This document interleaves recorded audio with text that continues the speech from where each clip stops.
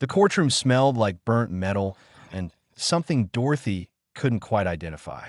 She stood in the center of a circular platform, surrounded by creatures that looked like giant praying mantises wearing armor. Her floral dress seemed absurdly out of place among all the sharp angles and cold surfaces. She clutched her knitting bag tighter and waited. The judge creature, bigger than the others and wearing more elaborate armor, made clicking sounds that her translator earpiece turned into words. Dorothy Walsh of Earth, you have violated Quarin territorial space. The penalty is death. Dorothy adjusted her glasses. Young man, I was on a passenger ship. The pilot took a wrong turn. The judge's antennae twitched. Ignorance is not innocence. You will be placed in the deep hold with our ravager. It will be quick. Gasps echoed through the chamber. Dorothy looked around at the other aliens in attendance. Some covered their faces. Others made gestures she didn't understand but felt were prayers. A blob-like creature in the corner actually fainted. What's a ravager? Dorothy asked. The judge leaned forward. A dragon from the Sulphur World Drakmore. 30 feet of scale, fong, and fire. It has consumed 43 condemned prisoners. Most survive less than an hour. Some only minutes. Dorothy thought about this. Does it get proper care? Medical attention? The judge stared at her. The whole courtroom went silent. Even the guards by the door seemed confused. It is a killing machine, the judge finally said. We feed it prisoners. That is all the care it requires. That's animal cruelty, Dorothy said firmly. You should be ashamed. The judge made a sound like rattling chains. Dorothy's translator said it meant laughter. Your soft species understands nothing of strength. Take her away. 2 guards, each 8 feet tall and covered in chitinous plates, gripped her arms. They weren't rough exactly, just firm. They led her through corridor after corridor, each one darker than the last. Other prisoners pressed against their cell bars to watch her pass. Dead human walking, one creature whispered. The ravager will eat well tonight, another said at a third. Something with too many eyes simply said, I'm sorry. Dorothy noticed one of her guards seemed uncomfortable. His grip loosened slightly as they descended a ramp. Ma'am, the guard said quietly, I have seen the ravager feed. Don't run. It excites the creature. Stand still, and it will be faster. That's kind of you, dear, Dorothy said. What's your name? Guard Captain Hess. Well, Captain Hess, I appreciate the advice. They reached a massive door covered in scratch marks. Some gouges were deeper than Dorothy's arm. The door opened slowly, revealing a dark pit below. A platform descended into the darkness on thick cables. You may bring your bag, Hess said. Not that it matters. Dorothy stepped onto the platform. Could I get some antiseptic and bandages sent down? And maybe some decent food? I suspect I'll need them. The judge had followed them down. You'll be dead before sunrise. We'll see about that, Dorothy said. The platform lurched and began descending. The last thing Dorothy saw before the darkness swallowed her was the judge's face pressed against a viewing window above. Other faces joined it. She counted at least 20 aliens gathering to watch her die. The platform descended for what felt like 10 minutes. The air grew warmer and smelled of smoke. Finally, with a grinding sound, the platform stopped. Dorothy stepped off on a rough stone. The platform immediately began rising back up, leaving her in near darkness. Her eyes adjusted slowly. The space was enormous. Dim bioluminescent fungi on the walls provided just enough light to see shapes. Bones littered the floor. Huge bones. Human-sized bones. The walls were scorched black in places. Dorothy heard breathing. Deep, rhythmic breathing like a giant bellows. Then she saw movement in the shadows. Something massive shifted position. 2 orange lights appeared in the darkness. Eyes. They were the size of dinner plates. The creature moved forward into the dim light. Dorothy had to tilt her head back to see all of it. The dragon was bigger than her barn back home. Its scales were black as coal and reflected the fungal light like oil. Its teeth were as long as her forearm. Its tail could have crushed a car. The dragon opened its mouth and roared. The sound hit Dorothy like a physical force. Her ears rang. Her chest vibrated. Small stones fell from the ceiling. The watching aliens above must have felt it through the viewing window. Dorothy didn't run. She didn't scream. She stood exactly where she was and studied the creature with the same expression she'd used to examine difficult livestock for 40 years. The dragon charged. Its claws tore gouges in the stone floor. Its mouth opened wide enough to swallow her whole. "Stop that right now," Dorothy said in her firmest voice. "Sit down before you hurt yourself worse." The dragon stopped. Its front claws skidded on the stone, bringing it to a halt just 20 feet from her. It tilted its massive head, clearly confused. "Pray didn't sound like that. Pray didn't stand still." Dorothy walked forward slowly. The dragon tracked her movement but didn't attack. She could see it better now in the fungal light. There were infected wounds on its sides. Its left rear leg favored the right when it shifted weight. Its scales were dull in places where they should shine. "Oh, you poor thing," Dorothy said. "They've been mistreating you, haven't they?" The dragon lowered its head slightly. Its orange eyes followed her as she circled around to examine its flank. She could see pus leaking from a wound behind its foreleg. "This is infected," she said, more to herself than the dragon. "You must be in terrible pain." She opened her knitting bag and pulled out a small first aid kit. She always carried one. You never knew when someone might need help. She pulled out antiseptic wipes and approached the wound. The dragon could have killed her instantly. Instead, it watched as Dorothy gently cleaned the infected area. She worked slowly, talking in a soft, steady voice the way she used to talk to frightened horses. "There now. I know it stings. You're being very brave. Good, dragon. Very good." Above them, pressed against the viewing window, the judge and guards stared in absolute silence. One guard made a religious gesture.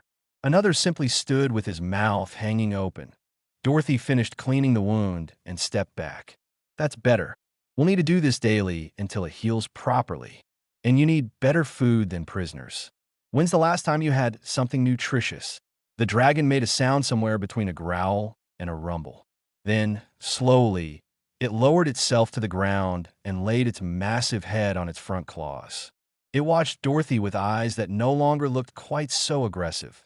Dorothy found a relatively clean spot, sat down, and pulled out her knitting. "Well," she said, "I suppose we should get acquainted. I am Dorothy. What should I call you?" The dragon blinked slowly. "How about Scorch? You look like a Scorch to me." In the viewing window above, the judge whispered, "What manner of creature is this human?" Nobody had an answer. Dorothy woke to the sound of dripping water. For a moment, she forgot where she was and thought she was back in her farmhouse. Then she felt the hard stone beneath her and remembered. She sat up slowly, her back protesting.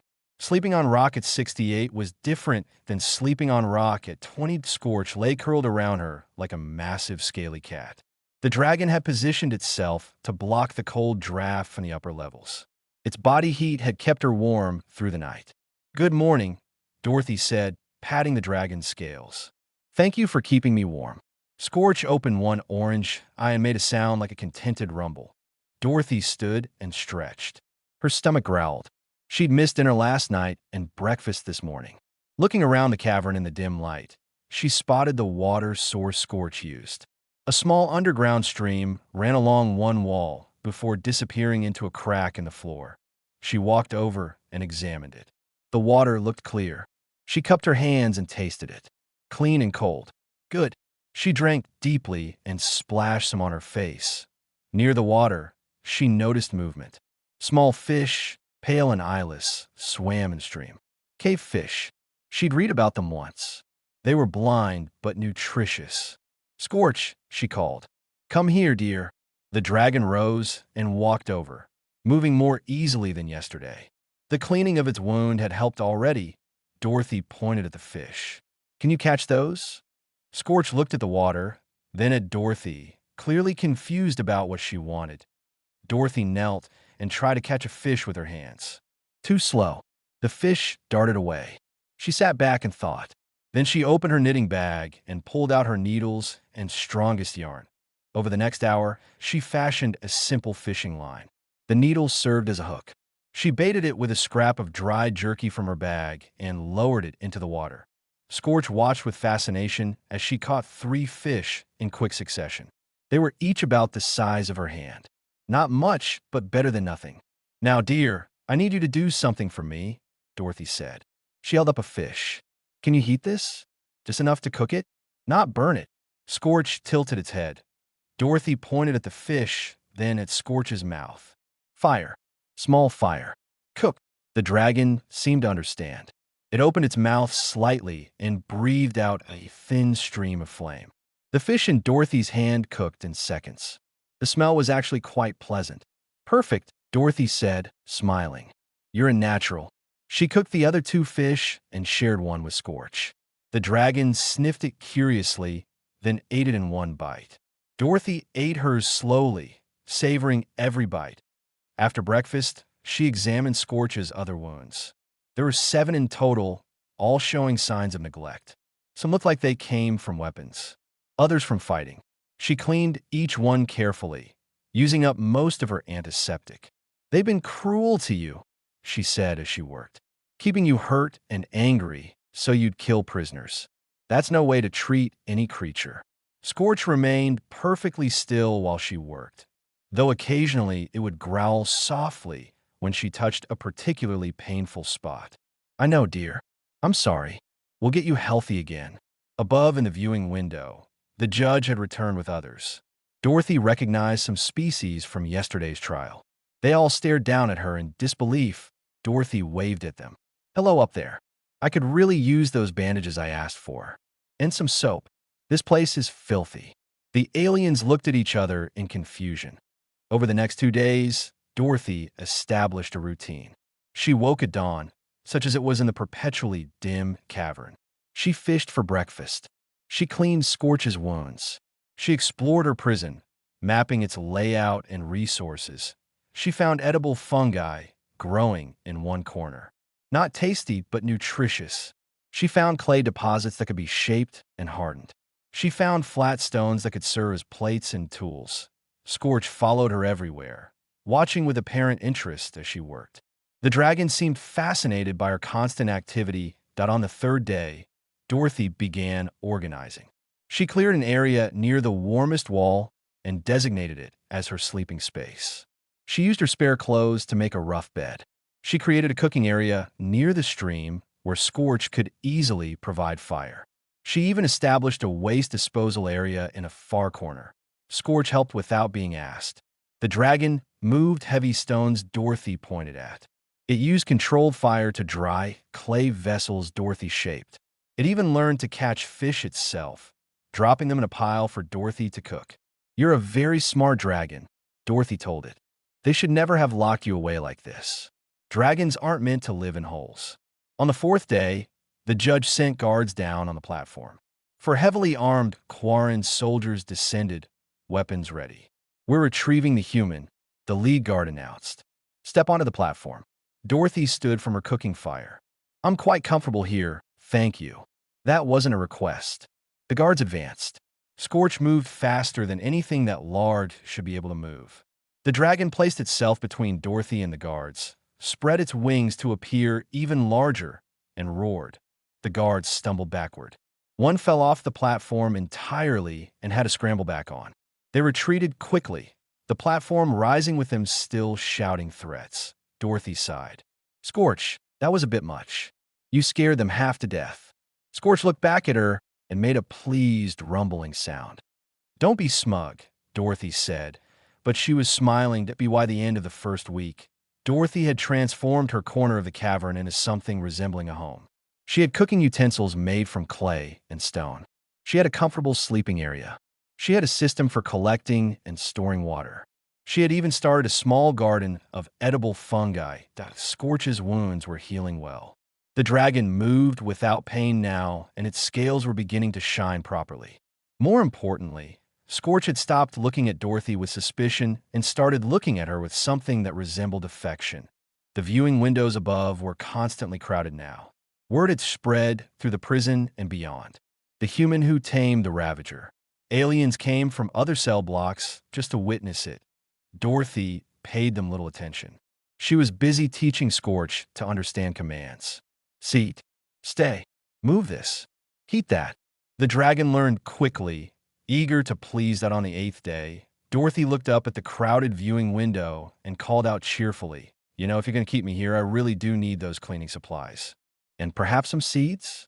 I think I could grow vegetables down here with the right materials. The judge, watching from the window, felt a chill despite his armored exoskeleton. This wasn't how executions were supposed to work. 2 weeks had passed since Dorothy arrived in the deep hold.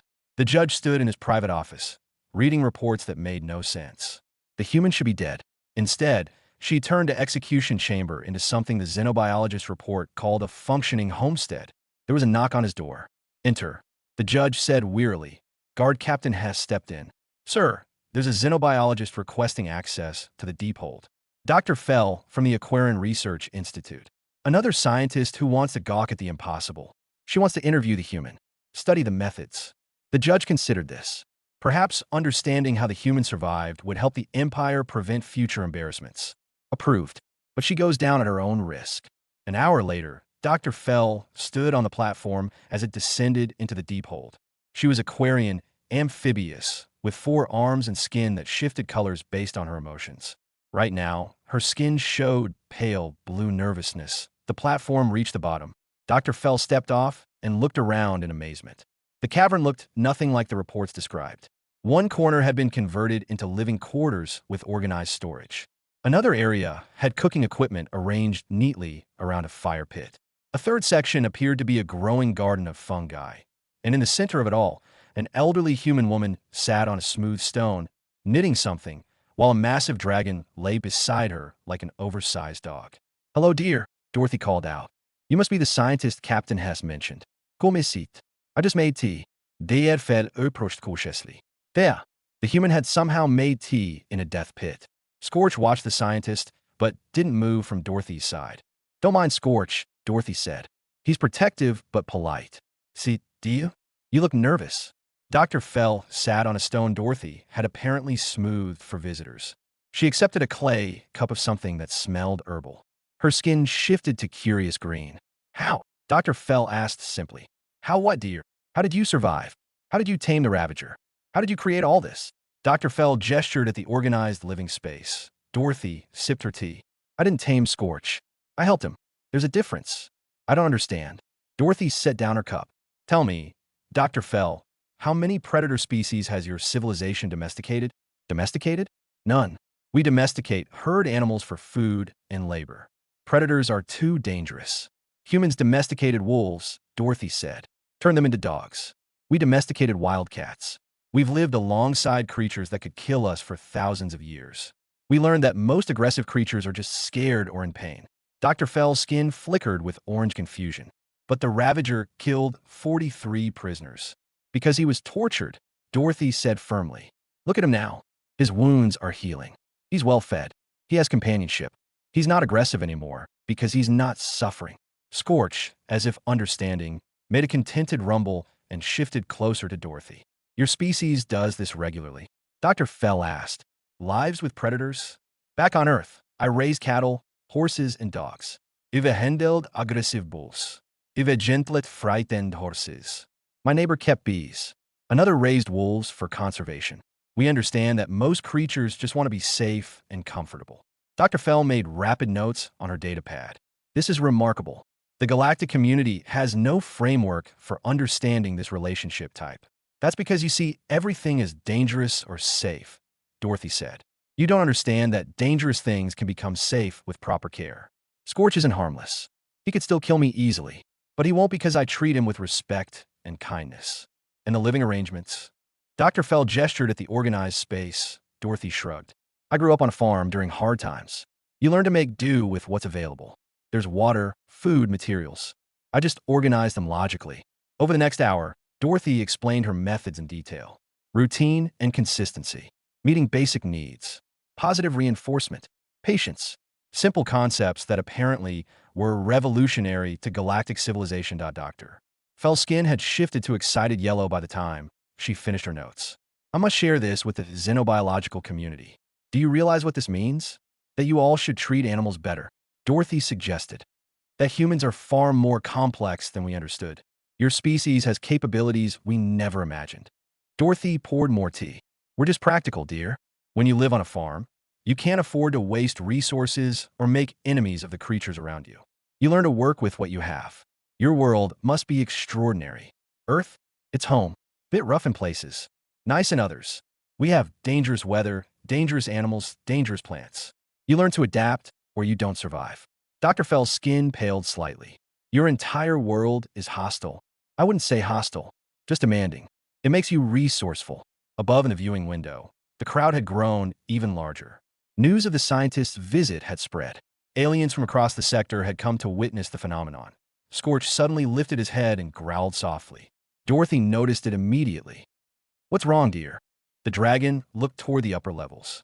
His body language shifted to alert. Doctor Fell, check her data pad. Oh no, there's a prison riot starting in the main complex. Distant alarms began blaring. Even from the deep hold, they could hear shouting and sounds of violence. The judge's face appeared on a communication screen mounted near the viewing window. His voice echoed through the cavern. "Human Dorothy, we have a situation. The prisoners have overwhelmed the guards. Fires are spreading. We're losing control." Dorothy stood and brushed off her dress. "And you want my help?" "Yes." The word clearly pained him. Dorothy looked at Dr. Fell, then at Scorch. The dragon stood, understanding that something was happening. "What caused the riot?" Dorothy asked. "Does it matter?" The judge snapped. "Yes, it matters very much. Riots don't start from nothing." There was a pause. Then the judge said quietly, "A guard beat a prisoner to death yesterday for talking back. Other prisoners witnessed it." Dorothy's expression hardened. "I see. So you want me to clean up the mess your cruelty created? We need order restored before prisoners escape or kill each other." Dorothy considered this. She looked at Scorch. "What do you think, dear? Should we help these people who locked us in a hole?" Scorch tilted his head and made a questioning sound. Dorothy sighed. "You're right. We can't let innocent prisoners suffer because their jailers are cruel." She looked up at the viewing window. "Lower the platform. We're coming up. But, Judge, when this is over, we're going to have a serious discussion about how you run this facility." The judge nodded. "Agreed." Dr. Fell stood quickly. "I'm coming with you." Dorothy smiled. "Good. I'll need someone to take notes. This is about to become a lesson in proper creature management." The platform rose slowly with Dorothy, Scorch, and Dr. Fell aboard. As they ascended, the sounds of chaos grew louder. Screaming, breaking glass, the crackle of fire. They emerged into the main prison complex. Dorothy had never seen this level before. It was massive, with multiple tiers of cells built in a circle around a central area. Fires burned on at least 3 levels.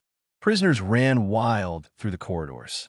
Guards huddled behind barricades, too afraid to intervene. Bodies lay on the floor. Some moving, some not. The air was thick with smoke. Scorch roared. The sound echoed through the entire complex like thunder. Everyone, prisoners and guards alike, stopped and looked. Dorothy stepped forward to the railing of the platform. "Listen to me," she called out in her firmest grandmother voice. The kind of voice that stopped grandchildren mid-tantrum. "This stops right now." A large reptilian prisoner below laughed. "Or what, old human? You'll knit us to death. Or Scorch will create fire breaks to contain the blazes, and I'll let him eat anyone who interferes. Your choice." The laughter stopped.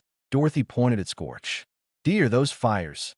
Can you create burns around them to stop them spreading? Don't hurt anyone, just control the fire." Scorch spread his wings and launched into the air. The prisoners scattered as the dragon flew over them.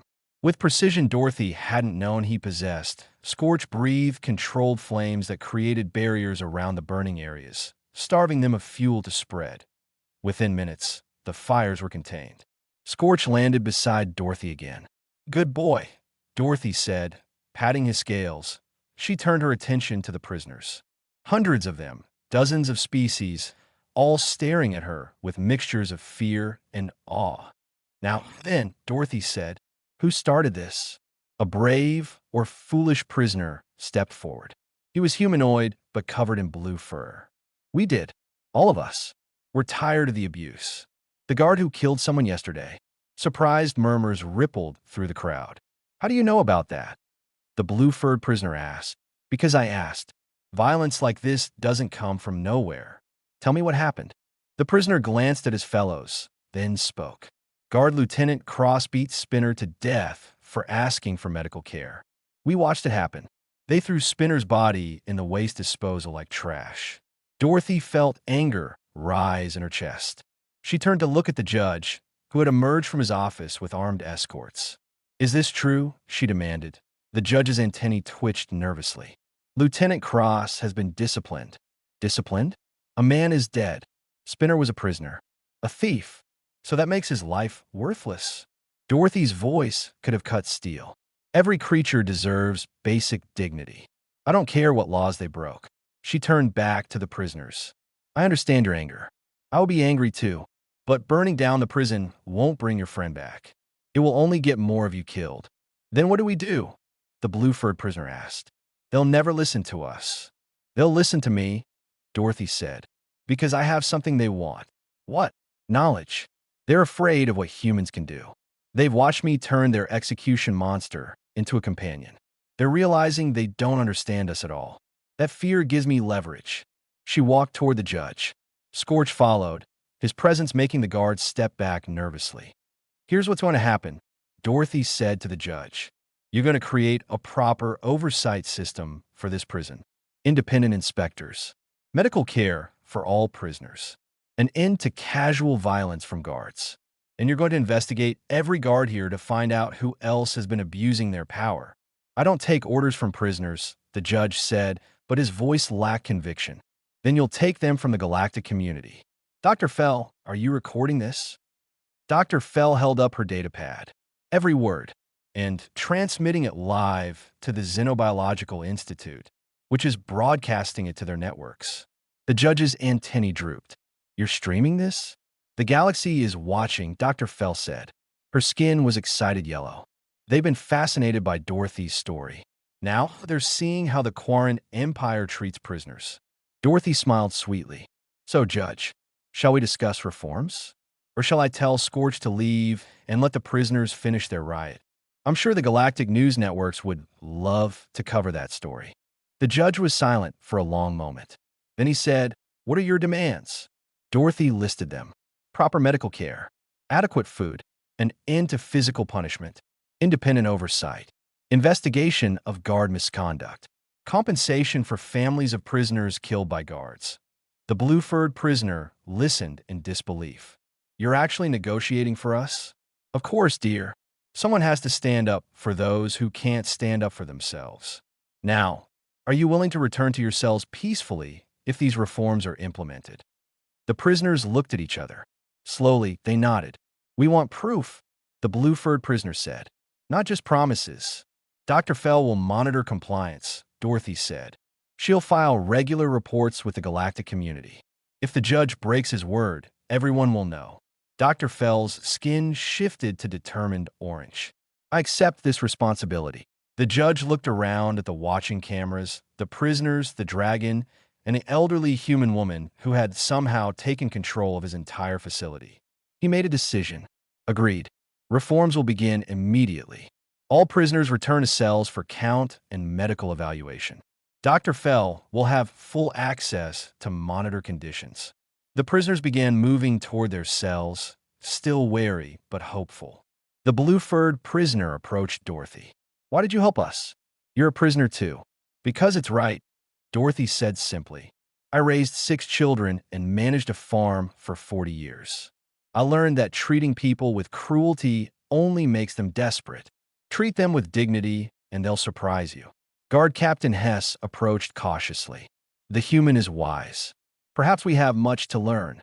"You do," Dorothy agreed, "starting with basic kindness. It's not complicated." As order was restored, Dorothy sat on a bench with Scorch beside her. Prisoners passing by nodded respectfully. Guards watched her with new wariness. Dr. Fell sat beside her. "You just changed an entire sector's prison system in one afternoon." "I just pointed out the obvious," Dorothy said, "though I am rather tired now." "Scorch, dear, can we go back to our nice, quiet hole? All this excitement isn't good for a woman my age." Scorch made an agreeable rumble. Yes, they returned to the platform. The judge watched from his office window. His assistant stood beside him. "Sir," the assistant asked, "what is she?" The judge had no answer. 3 days after the riot, a new ship appeared in orbit around the prison station. It was smaller than the Quarin warships, but sleek and fast. The hull bore symbols that made the judge's blood run cold. "Earth Diplomatic Vessel." The communication came directly to his office. This is Ambassador Patricia Rodriguez of Earth. I'm here to discuss the unlawful imprisonment of Dorothy Walsh. The judge clicked his mandibles nervously. The human violated our territorial space because your navigation beacon was transmitting incorrect coordinates. Our ships have the evidence. You imprisoned an innocent civilian and sentenced her to death. I'm here to bring her home. The judge looked at his assistant. Prepare the human for release. But releasing Dorothy proved complicated. When guards arrived at the deep hold to collect her, they found her teaching Scorch to sort stones by size. The dragon had arranged them in neat piles while Dorothy praised his work. Mrs. Walsh, the lead guard, said, "You're being released. The Earth Ambassador is here." Dorothy looked up from her knitting. "That's nice, dear. Tell her I'll be along shortly." "Ma'am, she's demanding your immediate release." "Well, she'll have to wait until I finish this row. I don't leave knitting half done." The guard had no response to that. He waited while Dorothy calmly completed her knitting, then gathered her belongings. "Come along, Scorch," Dorothy said.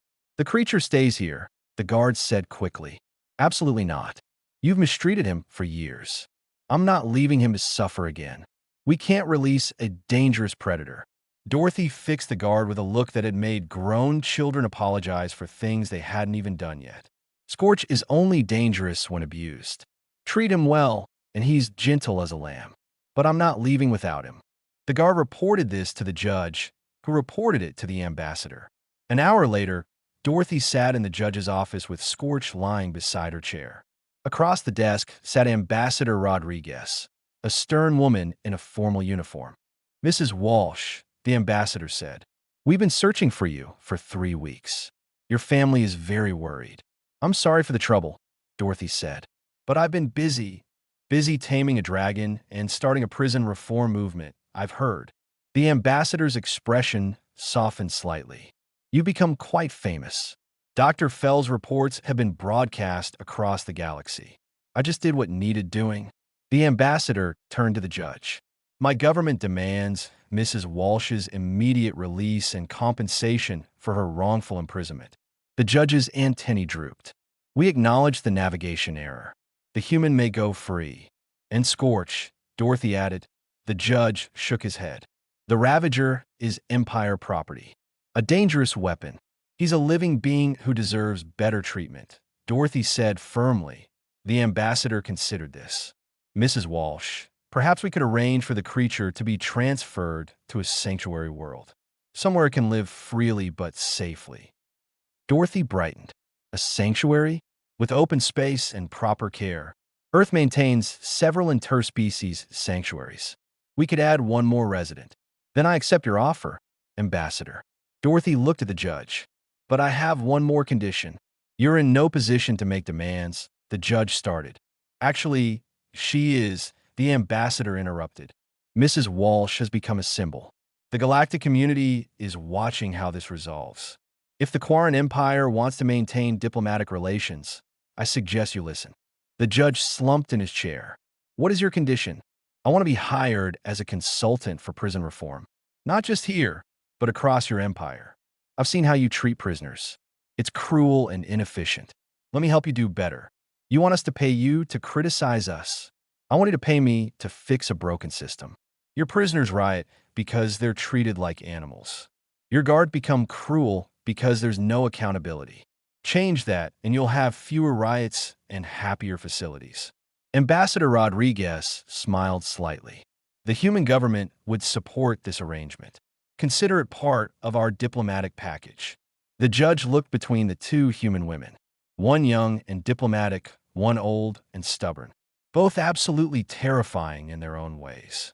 "Fine," he said finally. "I agree to all terms. The human goes free. The ravager goes to sanctuary. Mrs. Walsh serves as consultant." He paused. "Can I ask one question?" "Of course, dear," Dorothy said. "How did your species survive? Your world must be nightmare beyond imagination if it produces people like you." Dorothy smiled. "Earth isn't a nightmare. It's home. Yes, we have dangerous animals, harsh weather, and difficult terrain. But we learn to adapt. We learn to work with nature instead of against it. We domesticated predators, farmed difficult land, and built communities. It made us resourceful. Your entire species is like this, more or less. Some are tougher than others. But we all learn young that life is easier when you help each other and treat other creatures with respect. The judge made a note on his datapad. I will recommend to the High Council that humans be classified as cooperative deathworlders. Dangerous, but potentially valuable allies. That's very sensible, Dorothy said approvingly. The next day, Dorothy stood on a transport pad with Scorch beside her. Dr. Fell had come to say goodbye. Her skin was sad purple. I will miss our conversations, Dr. Fell said. You can visit the sanctuary anytime, Dorothy said. I'll be there managing the place. They need someone who understands difficult creatures. You've changed galactic society, Dr. Fell said. My research papers on human domestication techniques are being studied by every major university. Your methods are being implemented in prisons and animal facilities across 3 sectors. Good. That's very good. Ambassador Rodriguez joined them. Ready to go home, Mrs. Walsh. Almost. Dorothy turned to the judge, who stood nearby with Captain Hess. Remember what we discussed. Treat your prisoners like people. They'll surprise you. The judge nodded. I will remember. And Captain Hess will personally oversee reforms here. Hess stepped forward. It has been an honor knowing you, Mrs. Walsh. You taught us much. You're a good man, Captain. This place needs more like you. The transport engaged. Dorothy, Scorch, and the ambassador dissolved into light, heading for the ship above. The judge watched them go. His assistant approached. Sir, what do we do now? We do as the humans said. The judge replied. We do better. In the cells below, prisoners heard the news. The demon grandmother was leaving, but her reforms would stay. For the first time in years, something like hope spread through the facility. The sanctuary world was called Haven, and Dorothy decided the name fit perfectly. Rolling hills covered in purple grass stretched to distant mountains. 3 suns hung in the sky, bathing everything in warm light. The air smelled clean and fresh. Scorch stood beside her on a hillside, wings spread wide, breathing deeply. The dragon hadn't been outside in 12 years. Dorothy watched with satisfaction as Scorch launched into the sky and flew in wide, joyful circles. Beautiful, isn't it? Ambassador Rodriguez said. She'd stayed to help Dorothy settle in. It's perfect, Dorothy agreed. Plenty of space, good climate, natural prey for the predators. Who manages this place? That would be you, actually. The sanctuary board hired you as director. You'll oversee care for all the rescued creatures here. Dorothy raised an eyebrow. Director? I'm just a farm woman. You're the only person in the galaxy who has successfully rehabilitated an apex predator through kindness. The board was unanimous. Over the next week, Dorothy met the other residents of Haven. There was Razor, a massive wolf-like creature from a frozen world. There was Shimmer, electric eel big as a bus. There was Cloud, a tentacled thing that floated in the atmosphere. All of them were predators. All had been rescued from abuse or exploitation. Dorothy treated each one the same way she'd treated Scorch. Patience, respect, meeting their basic needs, understanding their behavior. Within a month, Razor followed her on daily walks. Shimmer learned to generate power for the facility's equipment. Cloud played with the children who visited on educational tours. The galactic news networks couldn't get enough of it. Grandmother Tames Monsters was a popular headline. Scientists arrived weekly to study Dorothy's methods. Universities offered her teaching positions. The Quarin Empire hired her to train their prison staff. Dorothy politely declined most offers. She preferred working with the animals, but word of her success spread far beyond scientific circles. Military strategists took notice. If humans could turn enemies into allies through kindness, what did that mean for warfare? Diplomats reconsidered first contact protocols. If humans could communicate with apex predators, what other species might they befriend? Earth's status in the galactic community shifted dramatically. Requests for human ambassadors tripled. Invitations to trade negotiations multiplied. Several worlds asked specifically for human mediators in territorial disputes. The Galactic Council, the governing body of known space, invited Ambassador Rodriguez to speak. Dorothy was asked to attend as a witness. The council chamber was enormous, with representatives from 300 species. Dorothy felt very small in her floral dress, sitting in a chair designed for beings twice her size. Scorch lay beside her, calm despite the crowd. The council speaker, a crystalline being named Harmony, addressed the assembly. We gathered to discuss the human species and their place in our community. Recent events have challenged our understanding of this death world species. A insectoid representative stood. The humans are dangerous. They befriend predators. They survived a hostile world. They should be restricted to their home system. A gaseous being spoke next, its words translated from chemical signals. I disagree. The humans offer valuable skills. Their ability to mediate between aggressive species could prevent wars. The debate continued for an hour. Dorothy listened quietly, knitting a scarf. Scorch occasionally made rumbling sounds that Dorothy interpreted as boredom. Finally, Harmony called for Dorothy to speak. Mrs. Walsh, you are the catalyst for this discussion. What do humans want from the galactic community? Dorothy set down her knitting. Want? We just want to be good neighbors. We want to trade, learn, and help where we can. We're not looking to conquer or dominate. Yet you turn predators into weapons. The insectoid representative accused. I turn abused creatures into healthy ones. Dorothy corrected firmly. Scorch isn't a weapon. He's a friend. There's a difference. Your species domesticated wolves, another representative said. You bred them into hunting dogs. Vadox. You weaponized friendship. Dorothy felt her temper rise. We gave wolves shelter, food, and purpose. They gave us loyalty and companionship. That's not weaponization. That's partnership. Harmony spoke gently. The council fears humans because we don't understand your ability to form bonds across species barriers. It seems almost like magic. It's not magic, Dorothy said. It's empathy. We learned long ago that life is easier when you help each other, whether that's other humans or dogs or horses or dragons. We look for common ground instead of differences. And if there is no common ground, someone asked, then you create it. Feed the hungry. Heal the sick. Protect the weak. Those are universal needs.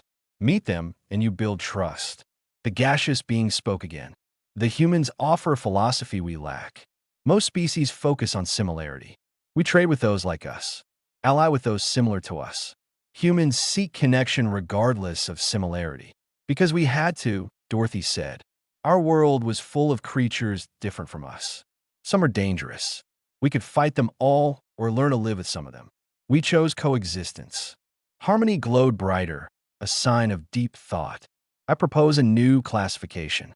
Humans are not merely deathworlders. They are bridge builders. A species that connects across barriers others cannot cross. The council debated this. Finally, they voted. 247 in favor, 32 opposed, 21 abstaining. It is decided, Harmony announced. Humans are welcomed as full members of the galactic community. Their unique abilities will be respected and, when appropriate, requested. Dorothy nodded. Thank you. May I go home now? Scorch needs his dinner, and I have 3 other creatures to feed. Laughter echoed through the chamber. A very human sound coming from very alien beings that, on the journey back to Haven, Ambassador Rodriguez smiled at Dorothy. You realize you just changed galactic civilization. I just explained basic farm sense. Dorothy said, treat creatures well, and they'll treat you well. It's not complicated. For you, perhaps. For the rest of the galaxy, it's revolutionary. Back on Haven, Dorothy returned to her routine. Feeding animals, treating injuries, organizing living spaces, training volunteers. The work was hard but satisfying. Scorch flew free every day now, hunting in the mountains and returning each evening. The dragon would curl up beside Dorothy's cottage, and she would sit on his back, knitting while watching the sunset point one evening, as the 3 suns set in sequence, painting the sky in shades of orange and purple. Dorothy scratched Scorch behind his horns. You know what the funny thing is, she said to the dragon. They're all scared of humans. They think we're dangerous because we befriend predators. But we're not dangerous. We're just practical. Life's too short to make enemies when you could make friends instead. Scorch rumbled in agreement. Though I suppose, Dorothy continued, there is something a bit frightening about us. Not because we're strong or violent, but because we refuse to give up on anyone. We look at broken, angry creatures and see friends waiting to be made. That's probably terrifying to people who think in terms of threats and allies. The dragon laid his head in her lap, as gentle as a kitten despite being able to swallow her whole. But that's their problem, Dorothy said. We'll keep being ourselves, kind, stubborn, and determined to make the galaxy a better place, even if we have to drag everyone along with us. Far above, in orbit, military observers from a dozen species watched the sanctuary. They took notes on Dorothy's methods. They analyzed her success rate. They tried to understand how one elderly human had fundamentally changed their understanding of interspecies relations. They never quite figured out. Because the answer was simple, and simplicity often hides in plain sight. Dorothy Walsh wasn't special because she was strong or clever or powerful. She was special because she had something the galaxy had forgotten, that a grandmother's love applied equally to everything that breathed.